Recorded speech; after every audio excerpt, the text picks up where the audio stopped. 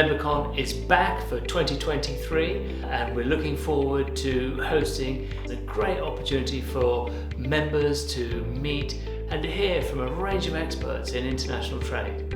After the successful inaugural MemberCon event last year, I'm delighted to announce that MemberCon 23 will take place on July the 5th in Liverpool.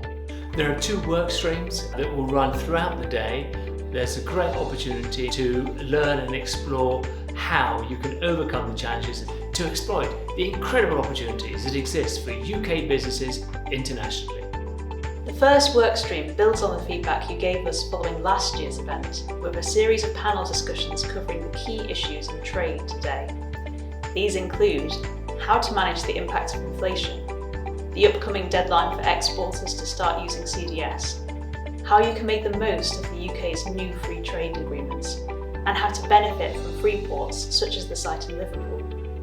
We're delighted that several industry leaders will be participating in these discussions, whether that's John Lucy, the Director of the Liverpool Free Port, representatives from the Department for Business and Trade, the Institute's very own Kevin Shakespeare, or award-winning exporters like Nairn's Oatcakes.